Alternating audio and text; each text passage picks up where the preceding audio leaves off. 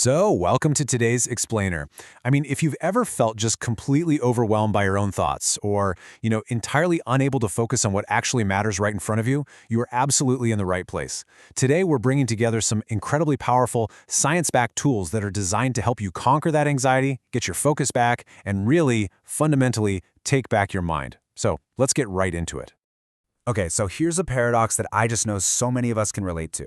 Have you ever wondered why you can just mindlessly scroll through your phone for like 3 hours without a second thought, but literally the absolute second your head hits the pillow at night, your heart starts racing and the panic sets in?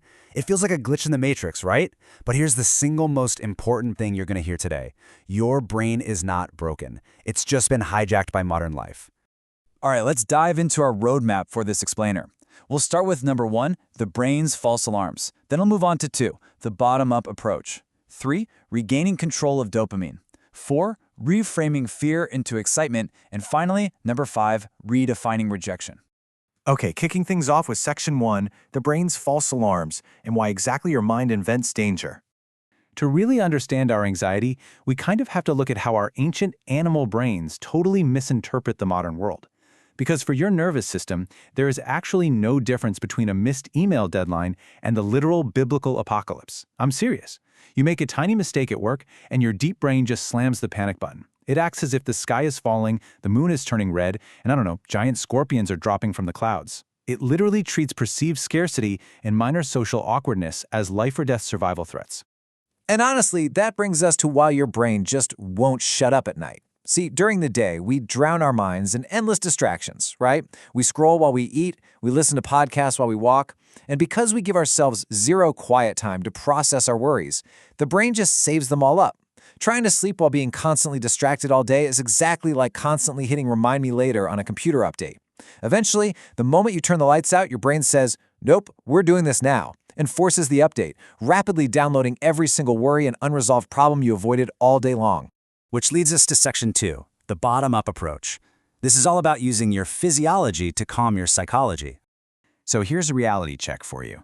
You cannot simply think your way out of a panic attack. Honestly, yelling at your anxious brain is like throwing a pebble at a speeding train. Our nervous system basically operates in 2 main gears.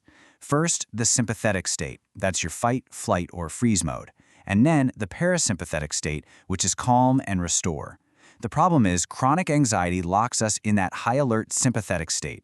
And we can't just use rational thoughts to switch gears because the panic is happening in a much deeper primal part of the brain. So we actually need physical tools to trigger that parasympathetic rest. Enter the bottom-up approach. This is a therapeutic method of using physical, bodily sensations to literally send safety signals up into the brain's limbic system. Because your brain is reacting to danger like a wild animal, we have to bypass logic entirely. We use the body itself as the control panel to prove to your brain that, hey, we are safe right here, right now. And one of the absolute best ways to do this is the 5-4-3-2-1 sensory grounding method. In fact, I highly encourage you to just try this right now with me. Look around and acknowledge 5 things you can actually see. Maybe it's a desk, a window, your hands. Okay, now touch 4 things. Feel the texture of your shirt or the chair you're sitting on. Listening for 3 distinct sounds. Try to identify 2 smells in the air. And finally, notice 1 emotion you're feeling right now. Doing this literally forces your brain to anchor into the safe present moment, and it shuts down those imaginary future threats. Let's stack the deck here with some instant physical hacks you can use anywhere. First up, the physiological sigh. Take a double inhale through your nose to pop open the lung sacs, and follow it with a long exhale through your mouth to just dump that stress-inducing carbon dioxide. Next, the fascial ear twist. Just grab your ears, gently twist them, and open your jaw 3 times. This releases deep TMJ tension. If your thoughts are looping out of control, try an EMDR eye lock. Just stare at one single spot. Keeping your eyes perfectly still actually prevents your brain from processing racing thoughts. And finally, even just a 10-minute walk with lateral side steps forces your brain to focus on physical coordination instead of your anxiety. All right, moving on to Section 3, regaining control of dopamine and resetting your internal reward scale.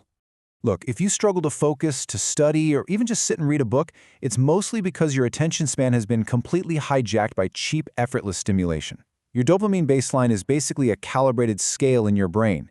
It determines how much stimulation you actually need to feel motivated. Endless scrolling on social media, that provides a massive concentrated feast of dopamine for 0 effort.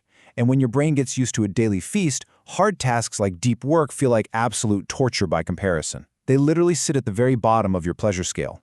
So how do we fix this? We have to recalibrate that scale with a mini dopamine detox. Start by enforcing just 15 minutes of daily, uninterrupted boredom.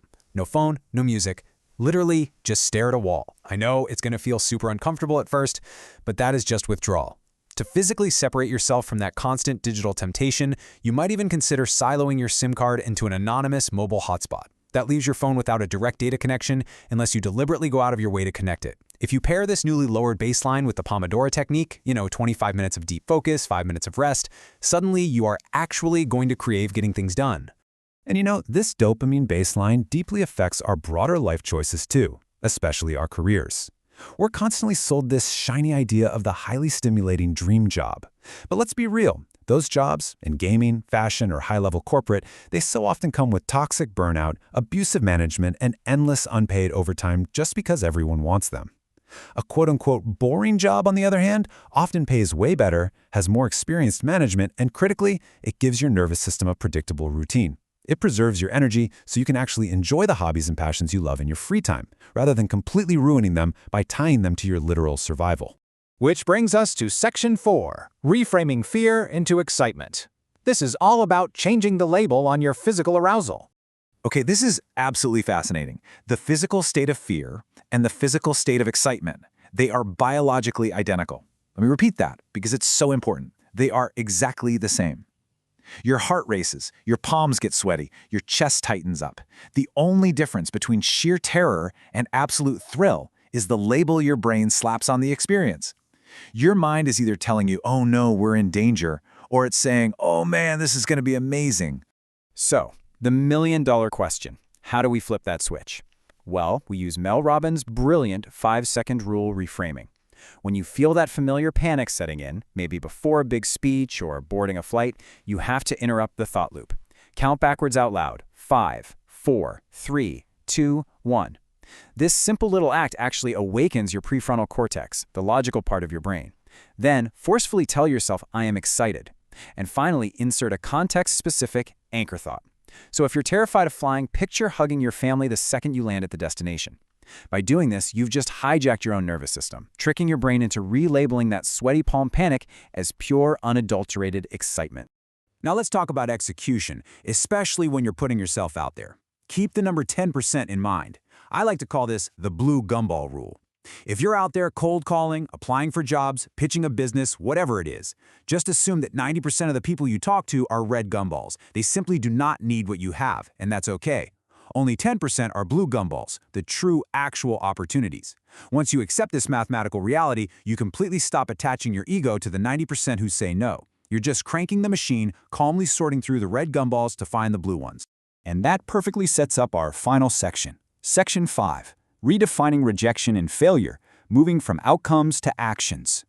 If you want to build true, unshakable resilience against the fear of looking foolish, we have to listen to entrepreneur Dan Martell. He puts it so perfectly. He says, rejection isn't failure. It's proof you had the courage to try. Think about that. Rejection is not the opposite of success. It's simply redirection towards something better. Fear is just false evidence appearing real.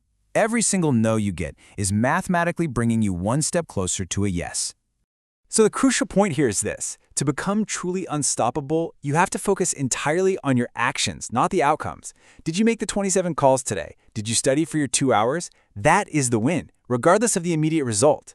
And when you're dealing with others, try selling against your own interest to lower their resistance. Literally assume they don't want your help and let them prove you wrong. We have got to stop making lazy excuses to stay comfortable because, let's face it, growth never ever happens in the comfort zone. And when people doubt you or they laugh at your big dreams, don't even bother arguing with them. Use massive, undeniable success as your ultimate revenge. I want to leave you with one final thought to chew on. If you plant a tiny oak tree seed in a 2-foot pot, it will never, ever reach its true massive size, right? There's absolutely nothing wrong with the seed. It was just stifled by its environment. So you have to ask yourself, are you going to allow your current fears, your endless distractions, and your environment to dictate the oak tree you become? Or are you going to apply the tools we talked about today, break the pot, and finally take back your mind? The choice is entirely yours. Thank you so much for joining me on this explainer, and I will catch you in the next one.